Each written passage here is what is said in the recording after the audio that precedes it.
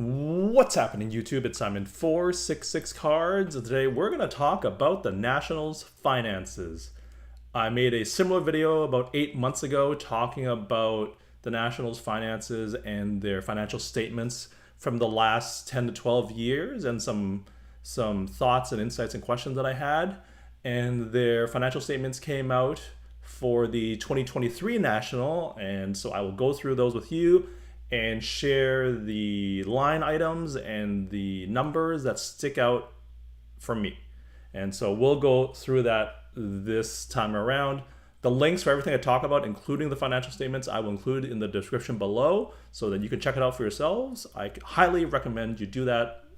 All these numbers are from their financial statements, but I will move some of them to an Excel spreadsheet to make it easier to review. So first thing you see on your screen, this is their main page on a site called Candid that summarizes a lot of nonprofits, because keep in mind, the National is supposed to be a nonprofit. The mission here, you can see on your screen, is to promote trade shows for interest in sports memorabilia, right? So right off the bat, that is the name of the show, to promote trade shows and to get interest in sports memorabilia, all right? And notionally sports cards. So this is the thing called the Form 990 that every nonprofit has to submit. You'll notice right off the bat that this says the year 2022. The National does this really strange thing, or maybe it's an IRS thing, I don't know. But this is for the 2023 National, because you can see here it is the tax year beginning October 1st, 2022, and for the year ending September 30th, 2023, which obviously includes the 2023 National because that was held in July of 2023. So even though it says 2022 up top here, this is about the 2023 National.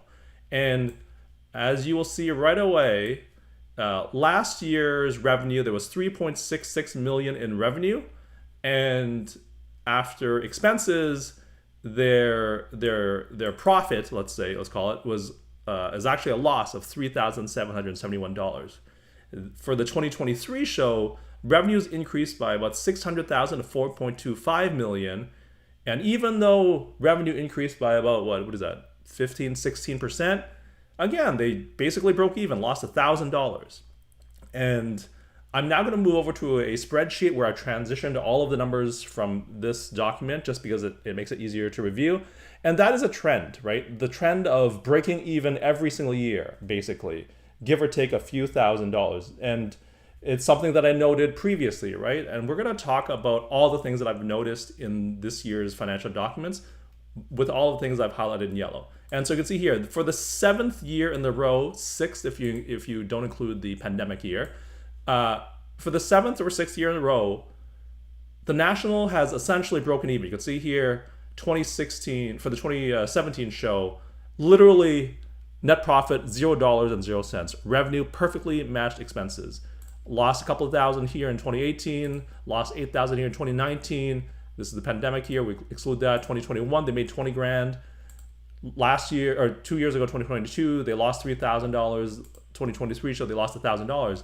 This despite the fact that their revenues have gone up from 1.4 million in 2016 to 4.25 million. So basically a 3x, right? They were able to make money when the revenue was anywhere between 1 to 1.4 million between the years of 2011 to 2015-16. But when revenue is 2 million, 3 million, 4.25 million, they are no longer able to make any profit. Very interesting. It's not what you would expect, right? When revenues triple, you would think that you would be able to make more money. Even though you're a nonprofit, you can use that money to promote trade shows and sports memorabilia, like the mission statement says, right? And so that is the first thing that sticks out. 7 years in a row now, unable to bank any money, even though revenue has tripled, literally tripled from 1.3 to 4.2.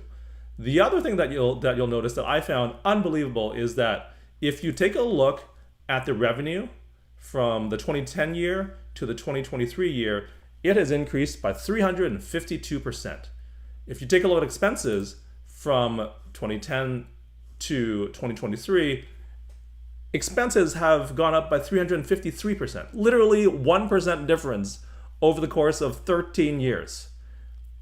That is not, that is so close that it's interesting, isn't it? Isn't it? So that's the first thing that I've noticed, is again, this trend of just breaking even every single year, no matter how much money we bring in and generate in revenue. First thing. The second thing that I noticed here is that revenue from ticket sales, you can see here, ticket sales, $1.9 million. Why is that interesting to me? Well, this is a question that I want to talk about further, because this is definitely a question I have about the ticket sales, because we were told that this was the most attended national in the history of the show, or since the Anaheim show in the 90s. Over 100,000 people attended. Well, 1.9 million suggests that that didn't actually happen. We're going to dive into that a little bit later. Next thing that's interesting from this their financial statements is they've made some accounting adjustments. So you can see here, other revenue here, last year, or 2022, the revenue was $979,000 for other revenue. This year, it's $79,000. So basically, they've changed the way they've done accounting for other revenue, because this has gone down by about $900K. This has gone up by $1.1 million in booth sales. Why did they make that adjustment? I don't know. The other thing that I've noticed is last year, or in the previous 6 years, and something that I highlighted in the video that I made 8 months ago, this line item called trade show expense. Well, guess what? That line item is basically zero. It's gone from $3.2 million last year to $180,000 this year. Conversely, a new line item has emerged. Other salaries and expenses. In the last 12 years, from 2010 to 2022, the number that has been entered into that line item expense has been zero. It's been blank the last 12 years. And then last year, for the 2023 show, it immediately jumps up to $3.379 million. So it seems pretty obvious that this trade show expense has just been changed to other salaries and wages, or the vast majority of it has been, right? Why did they do that? It's another question I have.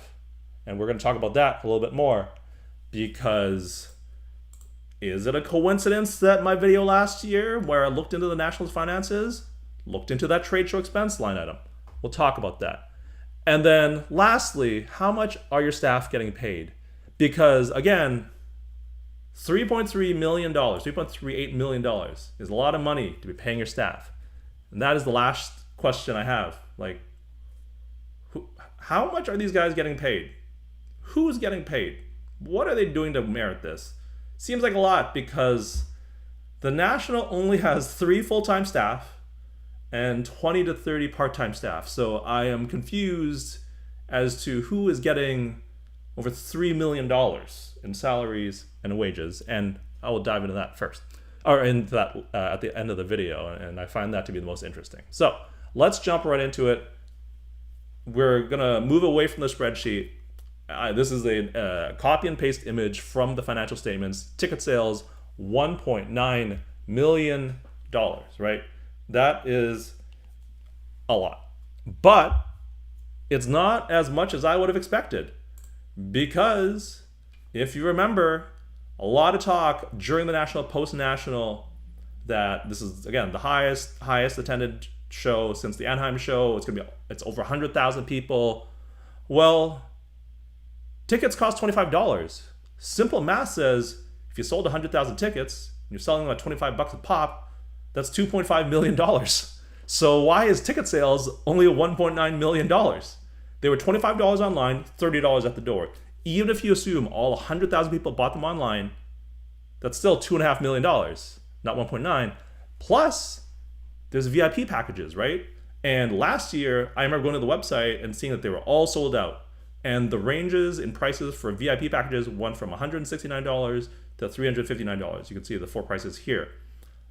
Simple calculation, if you assume there were 1,000 VIP packages, and you take the average of these 4, it's $264, that's $264,000. So from VIP packages and from selling 100,000 tickets, you should expect revenue around $2.7 million.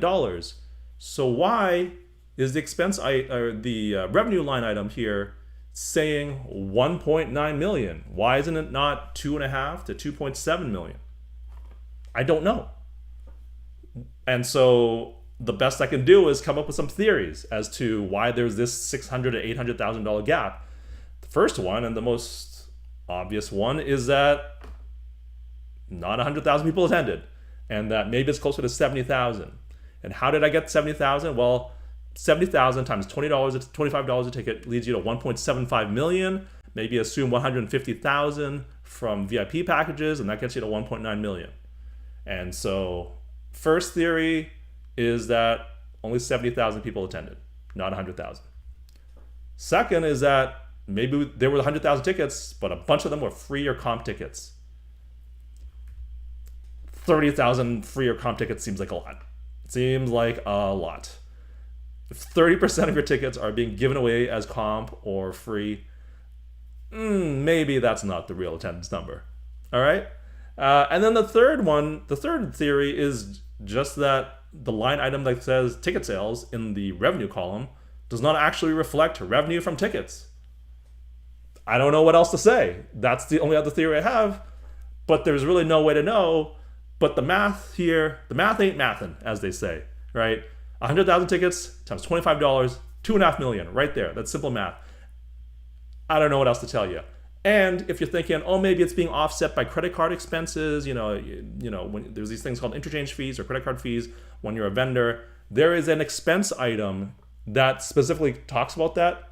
And so it's not that because it's accounted for elsewhere. You could see here, credit card service charges is $90,000. So it's already accounted for. So it's not that. That's an expense item that's separate from revenue. And so that's my first question. Why is this number for ticket sales not higher? We were told 100,000, 100,000 plus. Well, the math doesn't math. The math ain't mathin'. And second of all, thing I mentioned earlier, why is there such a difference in accounting methodology from last year to this year? For other revenue sales or other sales in the revenue column, we basically moved a bunch of it to booth sales. Why the change? Second thing is trade show expense. Why the change? This was the biggest line item you had. It was basically 80, 90% of your expenses, and now it's something well under 10%, I think like less than 5%. You've now moved the vast majority of your trade show expense into a new line item called other salaries and wages, which you have never used before in the last 13 years. Why is that happening? I don't know. I have no theories for that. But I did make a video about this exact thing last year, and it got some play in the hobby. It got some eyes on it. And so maybe has something to do with it. Maybe it's just a coincidence. I don't know. Again, no real way to know. And now, the last piece is who's getting paid? The line item here is $3.38 million in other salaries and wages. So let's start here. There's 3 full-time staff and 20 to 30 part-time staff. Why do I know this? Well, there was an article on Sports Collectors Digest, July of 2023. I'll link to this in the description below. It talks about how the NSCC show manager John Brogy and his partner Dan Burkus, this was their last show. And in this article, if you scroll to the very bottom, and here's John Brogy here. If you scroll to the very bottom, it says, besides Brogy and Burkus, there is just one full-time employee dedicated running the National. So 2 + 1 = 3.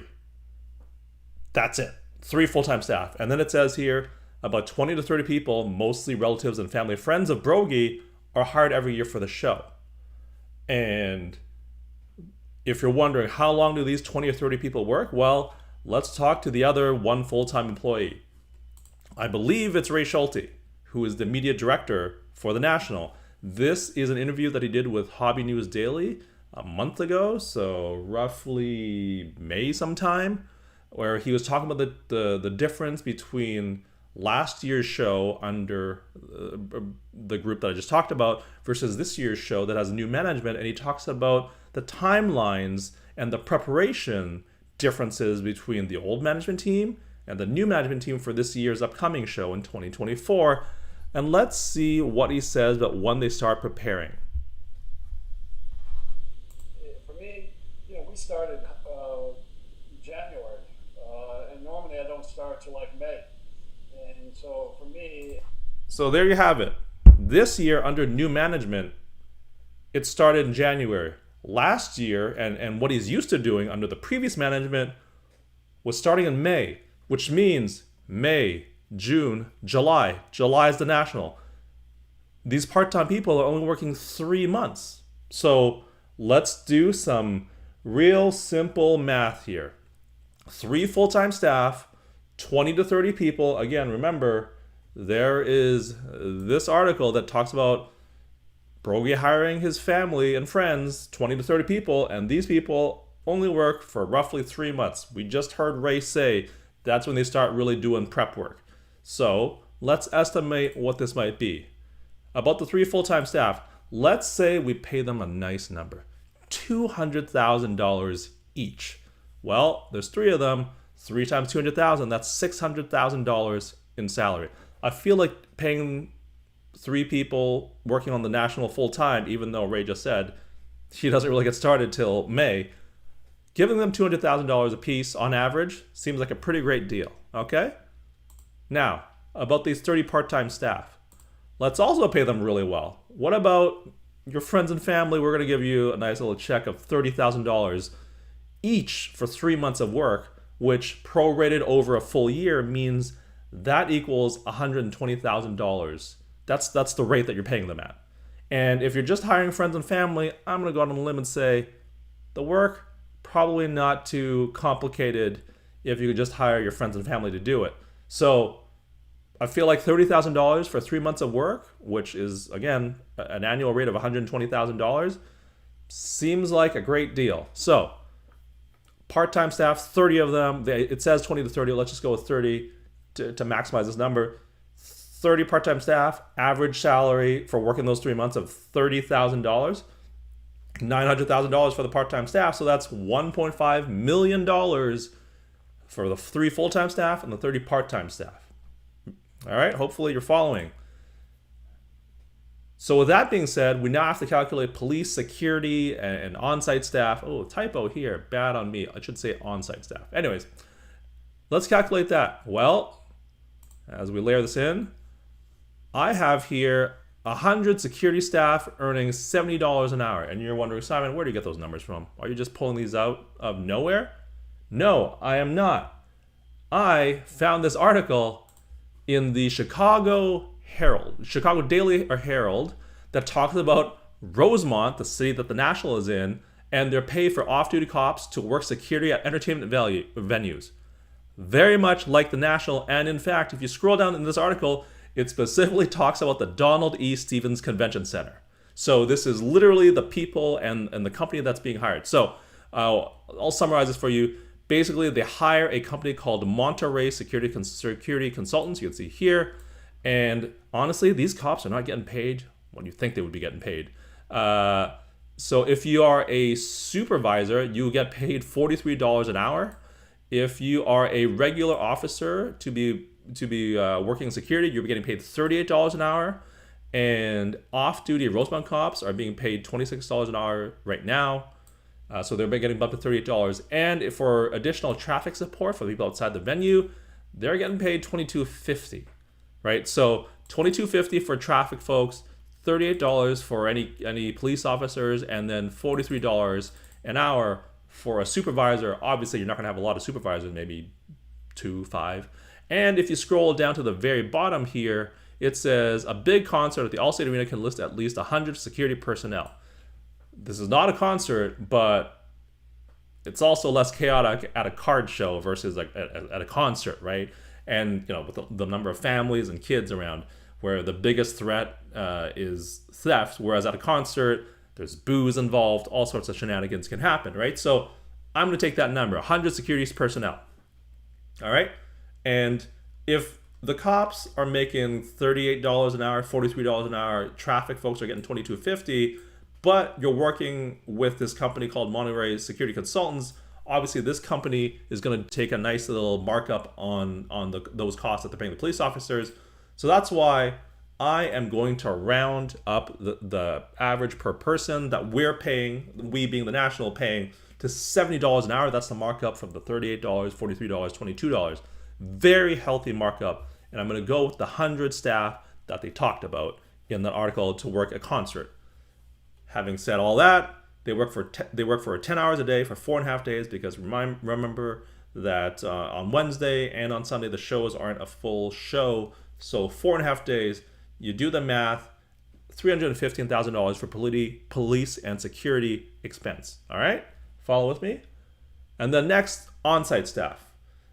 I'm going to say, and this one I'm a little bit more loosey-goosey on, but let's say there's 200 on-site staff. Not to be confused with the police and security staff, not to be confused with the 3 full-time staff, not to be confused with the 20 to 30 friends and family that are hired to work part-time for 3 months.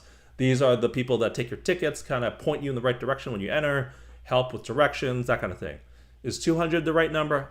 I have no idea. But whether it's 200 or 300, you can see the number doesn't make that much of a difference, right? The total cost, they're working 9 hours a day for 6 days, because I'm also assuming they're helping with loading in and closing the show.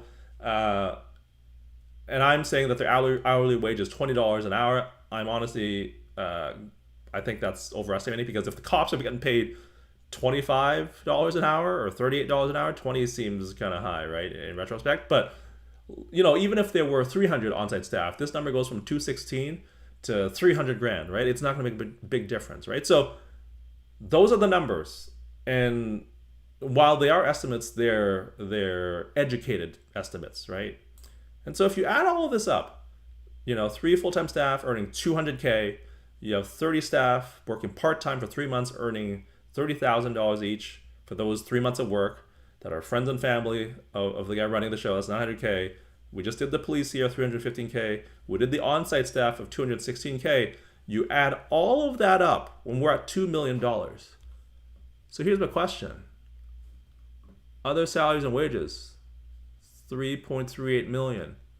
That's more than 50% more than what I've just calculated here, and I'm fairly confident in this being somewhat close. So where's the other $1.35 million?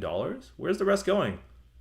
You're already paying on-site staff a reasonable rate. We know literally how many people and what it costs to hire the police, and $30,000 for 3 months of work for part-time staff for your family and friends seems really reasonable, and $200,000 each to the 3 full-time staff seems pretty great just to run a card show. So where's the 1.35 million that's left? That's the question I have. Obviously, I don't have the answers to that. And if you're wondering, Simon, why do you keep on banging the drum on this? This is supposed to be a nonprofit, right? And so if you're a nonprofit and your goal, your mission statement is supposed to be, let's go back here, to promote trade shows for interest in sports memorabilia. Well, if that's the goal, rather than paying other people, and again, who are these people getting the extra $1.3 million? I don't know. I have my suspicions, but I don't know. And so if your actual goal for, again, this is a nonprofit organization, is to promote trade shows for interest in sports memorabilia, you know what you could do to help promote trade shows for interest in sports memorabilia? Lower the ticket price by $5. Lower the ticket price by $10. That will bring more people in to increase interest in sports memorabilia, as opposed to wherever this 1.35 million is going in salary and wages. Right? This is a nonprofit. If your mission statement is to make this a thing that grows the hobby, like that's essentially what this is saying. The point of the National is to grow the hobby, promote trade shows for interest in sports memorabilia.